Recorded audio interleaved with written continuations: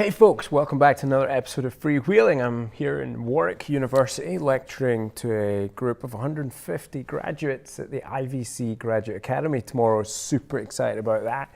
Big shout out to everyone who will be seeing me tomorrow, who saw me last week or today, whenever this goes out. It's all getting a bit messed up.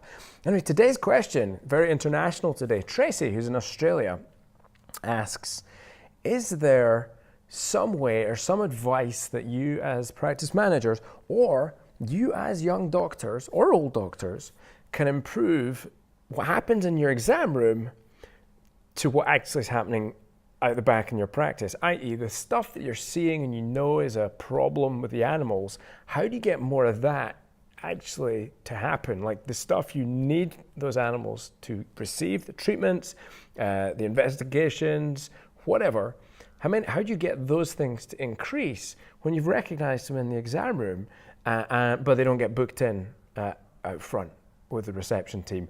And this is what I call the Baton Pass. I actually teach this as a much wider part of my courses within the VetX community.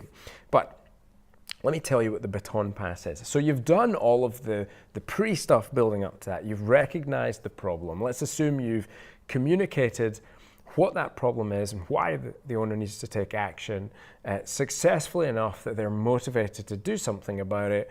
You've discussed costs, whatever. You've met all the terms of the equation that's going on in their brain such that they're ready to say yes. And then they walk out to the reception and they don't do anything.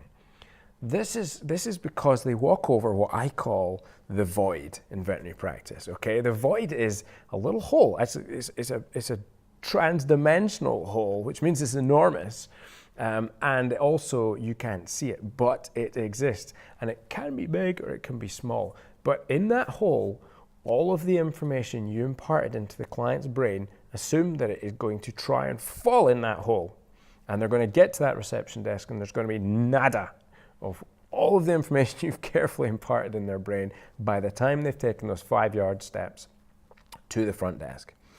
And if you're not aware of the void, then the problem you start to get is that the moments where you've spoken to the client and they've got pus dripping out of their mouths, they've got so many rotten teeth. They're walking on 3 legs. They've got fleas jumping off them in all directions. There's tons of stuff going on. And you've talked them through this, and they go to reception, and reception goes, so how did you go today? And the client goes, yeah, we're fine. And they say, do you need anything? And the client goes, no, we're good. And you're like, what? Wait, what did I just spend all that time talking about? You know what I'm saying? Like, you've had this happen. And so that's the void that's happening there. It's kind of an overwhelm. Sometimes it's an embarrassment. Other times it's just distraction. Like, there's a ton of things. Like, you have a smartphone. You're not immune to the effect that smartphone and your constant desire to chase the dopamine hit of being on it, doing something, being distracted happens to your clients as well. We're all being trained to be so distractible. We've all got attention deficit disorder now, right? So you have to do what's called the Baton Pass. This is the antidote to that.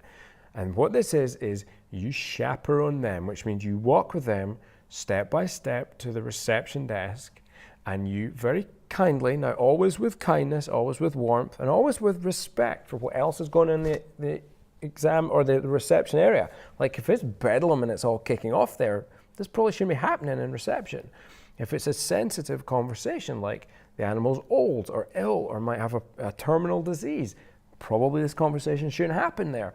But what it does need to happen is you need to pass the baton of information and responsibility from you to whoever is doing the booking in, be that a client care member of staff or a nurse, or it might be you doing it as well. Now you're passing a baton to yourself, so now you look weird. What's important is you now transfer what you've just decided, and that is a summary of what's going on. So, Debbie, Mrs. Jones with Lilu here, we've had a great time in the exam room. this is what we found, and this is my plan today, okay? So she has got some bad teeth in there, so we need to get those dealt with. She's lame on that back leg, so she's hopping around on it, so I'd like us to schedule in and just take an x-ray of that while she's here. And for right now, what we'll do, Debbie, we're gonna get Lilu some treatment for the fleas, and that's all gonna be taken care of. Okay, Geraldine, who's my receptionist. Geraldine, is that all good with you? Do you understand what's going on there? Debbie, is that all good with you as well? Do you have any final questions? Geraldine, Debbie, Debbie, Geraldine, meet, all good, baton pass done. Now, a well-trained Geraldine will understand the questions she has to now ask in order to take things to the next level, which is to book the appointment or the next appointment, whether that's for procedural work, whether that's a recheck, whether that's for the next year's booster. It doesn't matter. But you do that handover and you don't let that information fall into the void. That's the baton pass. And there's one other secret thing you did there, okay? When you explained what was going on to Geraldine and Debbie was stood right next to you, you brought a witness in. And that now there's a three-way accountability triangle set up here.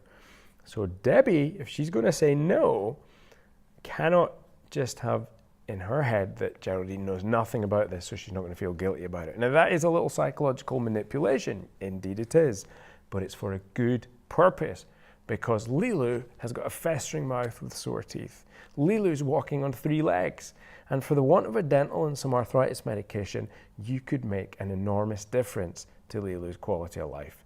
So I think in those situations, it's perfectly okay. Indeed, it's absolutely necessary to use subtle manipulations if they're being used for good. All right, so that's it. That's the story of the void, the baton pass, and if you are aware of the void and you use the baton pass and you bear in mind that your job in that exam room does not stop when the pet owner leaves, you can't do all the hard work and then leave the last 30 seconds to 1 minute missing because you're gonna lose 50, maybe more % of the opportunities to help the animals that are walking in your exam room. All right, that's what I've got for you today, folks. Let me know what you think of the tip.